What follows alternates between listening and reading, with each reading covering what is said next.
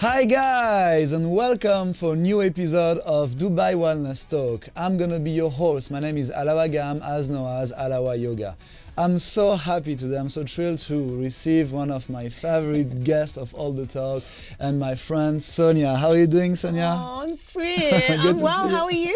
I'm so happy to have you. Yeah, it's been ages since we last met. I know, it's been a long time. So Soniya and I know each other for a long time. She won't introduce herself, but she's also a yoga teacher. And I really want her to witness and to come give us some feedback and some advice on how being happy and the inner child. So it's going to be the topics of today. We want to help you, and I want personally to know the recipe of your happiness, because Soniya is always happy. How are you, Soniya? Thank you. I try. I'm well. I'm great, actually. And can you introduce yourself for course, people to know where you're from, what's your background, and what do you do? Perfect. So my name is Soniya, and I'm from Kenya originally, and I'm Indian though. So it's a bit of like, I like to call myself a citizen of planet Earth. Grew up between Kenya and London, lived in India for a bit. I used to be an actress there and a host, so I used to do what you're doing now with MTV India. Nice. And and I've been in Dubai for 6 years now, and currently I do teach yoga. I also have a blog on my Instagram, and I also hold sort of like healing ceremonies and circles, and I practice Reiki, crystals, and sound healing as well. So yeah, that's a bit about me. That's a lot to take. So the first information, I love that the fact that you your background is Indian, but you still born in Kenya. So maybe it's one of the first reasons that explain your happiness, because you name two for me of the most happy person. You know, always, I don't know if either you travel to India or travel to Kenya, or if you have seen some documentary or some video, or if you know personally some Indian friends, and they quite happy. They're happy people, you know. It's true. They're very joyous, and even Kenyan people in general are just so joyous and filled with so much love and light. And so are Indian people. Like, so you feel the vibe. India, you feel this is one of the first. Totally feel the vibe. Yeah, totally. Because I grew up around this whole like joyness. And well, my story is actually like I grew up basically when my dad had already passed away. Like, he passed away when I was a year and a half. That's all right. Like, I could have made that my story, and I could have like made that, oh, you know what, I'm the victim of life, and I'm the reason this is like the end of my life, because it basically was like the beginning of my life, a year and a half. My mom was still pregnant with my brother, etc. Anyway, I used that in my childhood, in my teens, as a way of like of growing and becoming better, and understanding that this story doesn't mean that I need to be the victim of it. Now, talking about the childhood, that's one of my favorite topics, by the way, the inner child. How do we live? You asked me how am I happy? Like, what's the secret of happiness? Yeah, I think we'll come to that at some point, secret of happiness. But you mentioned very interesting thing that I want to stop here and see, because it's kind of triggers some things. Some people really believe, and maybe I believe this as well, that whatever happened to life is just energy, and it's up to you to turn this action, this energy, into something that will make you grow, or something was slowing down. Absolutely. You know? So I guess this is how it started. So I think from the beginning you choose to turn this as something that's going to empower you and give you the fuel to move on. Absolutely. Yeah? You know, one of my favorite quotes I read when I was quite young was, every experience you have the opportunity of either becoming bitter or you have the opportunity of becoming better. So the choice is always yours. So look, hardships, struggles, things, conflicts, all these things in your life, it's always going to be happening. Like, there's always something daily. There's conflicts. You're faced with like with times where you can just break. But it's about how you're perceiving that. Are you perceiving this as the end of the world, the end of my life? Or am I perceiving this, wait, what is this teaching me? Is this a lesson? Is there room for me to grow? What is this? How can I take this opportunity or take this incident and change the narrative around it? So it's all perspective, really. And also something, you know, my yoga teacher, one of my yoga teacher had, as you know, had many, but one of the first one, he told me there's something, it's still running through my head. It's like nothing happening to you, but everything is happening with you. With you, I love See? that. So with the ego, we think that because of the ego, everything makes us feel bad. Everything, we're sorry for ourselves. Oh, I broke this. Oh, I cannot do this. But at the end of the day, no one's really waiting for you.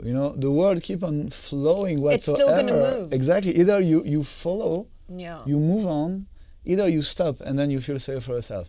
And you say something also very interesting. So as we feel sometime we don't feel good, this is happening to us, no. I guess there is the idea of temporality. It never lasts for too long. And I guess this is one of the first thing I would say. Everything is temporary. Everything is temporary. Whether it's sadness, whether it's happiness. It's like a storm. It's like a storm. Maybe it's raining. Maybe there is like thunders. You cannot go out. You cannot plan to do what you plan to do. And if there's a storm, you should just dance in the rain, right? If life gives you lemon, make a lemonade. Exactly. Yeah, I know, that's the thing. But so, how will you advise people to get to there? Is it like a mindset? It's something that you tell to yourself? Do you meditate? What's your secret? So it's totally a mindset. Like you've nailed that. It's definitely a mindset. It's a way of like perception. It's not easy, let me tell you that. It's hard. Because at the end of the day, like we're always faced with something that's going to trigger you. And again, where do these triggers come from? That's where the inner child really comes into play. Understanding these triggers, understanding why is this setting something that's triggering me and making me angry or making me sad.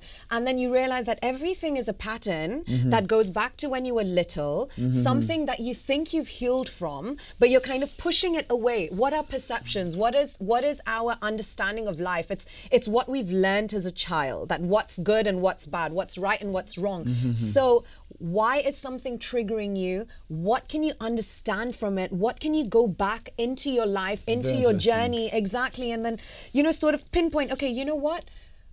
For example, something completely not related to me. Let's say like you have a parent, your parents are divorced, for example, and one of the parents left you. Okay. You may struggle with abandonment issues. So you may have this issue of like clinging on to everybody in your life, because it makes you feel safe. You want everybody to be together. You want everyone to, it has to be the perfect picture. You develop some fear and neurosis. Yes. So these are how things are connected to your childhood and how we can use this. So this is what you name the inner child. This is one of the methods, yeah. So you're trying to understand what happened back in the days in your childhood, any fans that you have. Yeah.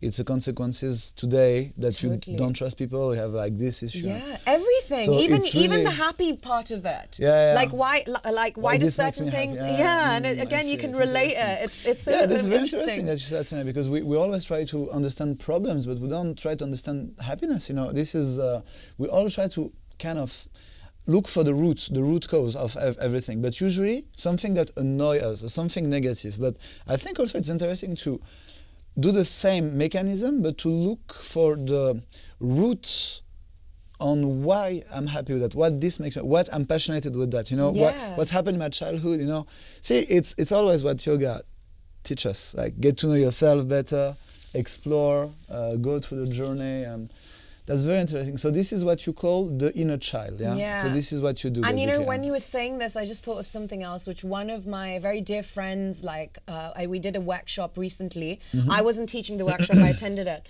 But they said something very beautiful, and I say this now a lot to my clients and stuff, that you can turn your triggers and your traumas into keys. Okay. Use that key to unlock the door and open that door and understand what is inside it. What's behind that door. I love it. It's very nice. It's such a beautiful way of thinking about it, because everything is the doors of perception. So what are these doors? How can you actually use these triggers, use these traumas as a key, unlock that door of your mind and understand what is happening behind it. So potentially this gives you endless power, because if everything negative happened to your life, you manage to turn it at something positive, to move on, to find motivation, what can stop you?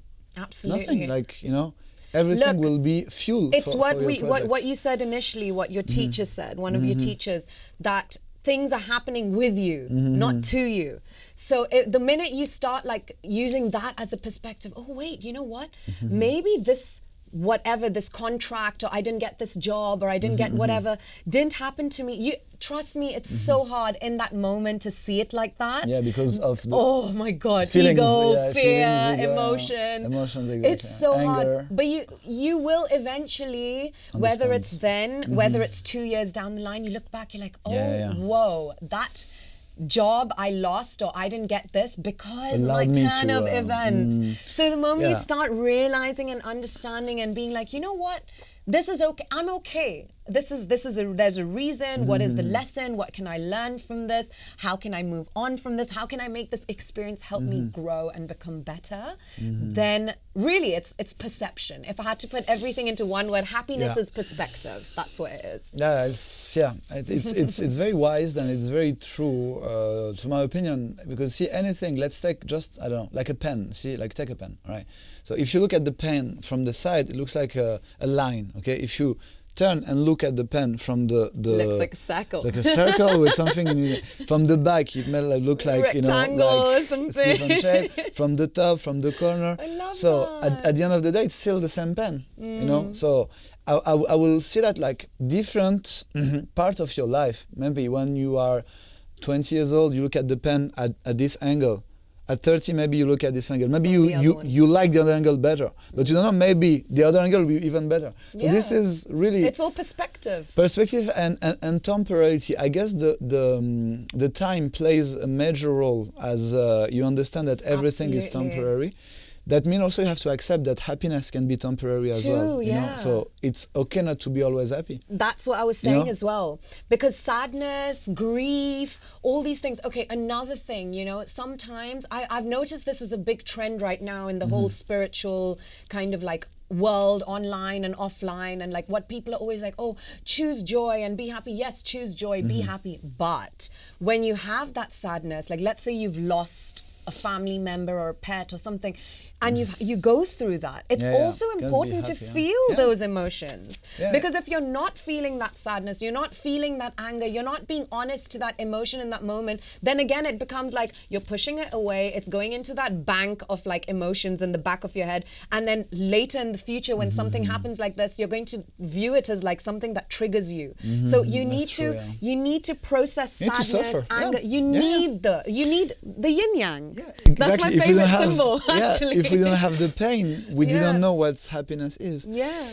My main concern, to be honest, I have kids, and I always, as a father, wonder what I'm gonna leave them, what's gonna be my legacy, for them, to educate them, to bring them into a certain level of consciousness. I think having some quotes in your life, like the one that we mentioned, will really help you to go through all this difficult time. And remember, I read something once, not sure where, so I don't want to say, but they say, some kids asked to his father, today I'm not happy. And the father answered, who tells you have to be happy?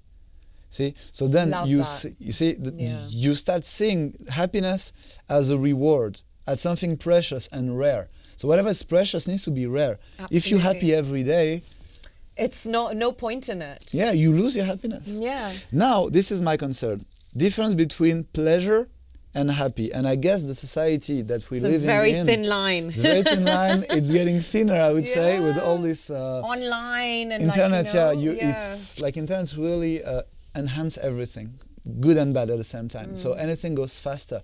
You can lose yourself into... considering that your belongings and your pleasure, the things that you like to do, like to own, or like to experience, it's your happiness. It can, I believe, be a part of your happiness, but it's not everything. Happiness is not necessarily materialistic. Absolutely. Or necessarily. So what's your point of view on this? So I feel the minute you tap into that for me, happiness is also connected to peace. Inner peace. Not peace like, peace on the earth, or peace vibes and hippie stuff. Like peace of mind, you mean, inner peace, having that like just comfort, being confident, self-love, like having that inner strength, peace. Serenity is the deepest happiness, according to some of the sutras, Absolutely. And it truly is. Serenity is once you find peace, once you find that nirvana, once you find that balance within you, then all of your perceptions, we should have actually started with this. I guess so. All of your perspectives. Let's start again. Let's start again. Cut. No, but this is good.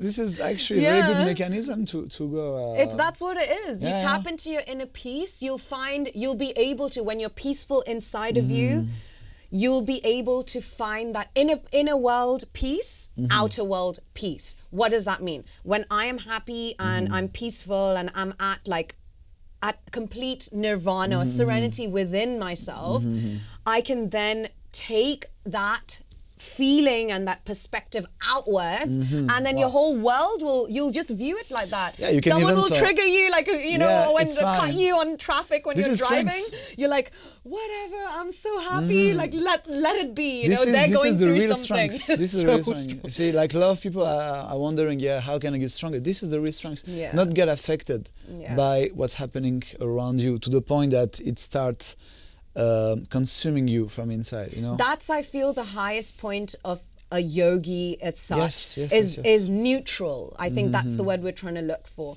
Where you're neutral, you're so at peace that you're so neutral that whether something happy happens or whether something, I don't want to call it sad, I want to call it challenging happens, you're just looking at it as, you know what, I'm growing, this is growth, I'm going to grow through what I go through. And again, turn it into something who's actually going to fuel your evolution. That's so interesting, and I guess it's one of the main questions now, rising the concern of mental health in pretty much all the countries and all the generation. I'm really worried for my children, because is the mental health will be better or worse, with all the things that they're accessing. And I guess this is one of the secrets, to find the balance. We say in yoga, there is no good, there is no bad, there is. So this is also one of my favorite quotes, because bottom line is true. Even the symbol we were talking about, the yin and the yang, like it's very interesting because there's the white yin and there's the black yang. But inside the white yin, you'll find a little dot of black, and inside the black one, you'll find a little dot of white. What does that mean? It means that even when you have grief, difficult times, challenges, darkness, you still have that little speck of light. Again, it's perspective. And then when you have that happiness, that joy, all those amazing things, wow, life is perfect, you shouldn't get too caught in that as well. Because sometimes you go too much on a high, and then that affects your ego negatively, because then you're thinking, then it becomes that supremacy kind of like, I am better than others because I have found this place of peace and joy and happiness. No, everybody has this potential, this thing to tap into. We're all superhumans, we all have this secret and yoga helps. Tap into. Totally. Yoga really helps. Breath work, yoga, meditation. Sometimes people don't have time maybe for movement-based stuff. Just at home. Just be with sitting, yourself. Closing your Don't eyes. be scared of yourself. Don't be scared to be by yourself, to get to know yourself. And one of the sutras, I guess, is the third sutras according to Patanjali. It's the non-attachment. You shouldn't be attached to anything, including the happy things in your life. You should let it flow and flow through them, and flow with them, and great. I love non-attachment. Non-attachment is kind of like what we were saying of neutral. Being neutral. Finding this point where there's no bad, no good. There is, you move forward, and great. So that's the secret. we have to stop. Unfortunately, we can have. But we untapped the secret. So I hope everyone enjoyed that. Maybe we're actually giving some paths for us to reflect and see how. I think I have a lot to reflect on after this conversation. Yeah, me too, actually. Yeah. And I hope you guys also will pick some information about this. And there's no real secret. Really, it's like all the knowledge and all the perception, all the will that you want to turn into this positive energy. Thank you guys for watching. Soniya, where can we find you? What's your Instagram? My Instagram is The Pixie Tribe. That's probably the easiest way to reach out to you. That's the best way. So if you have any question, guys. Exactly. Down here on the comment below box, you can put any question and any comment, anything that you guys want to react according to our conversation, and we'll be happy to answer you guys. Follow us, subscribe us. Thank you for the one who subscribed. If you don't subscribe, click on the button just down your screen. Thank you guys so much, and we'll see you soon for a next episode of Dubai Wellness Talk. Namaste. Namaste.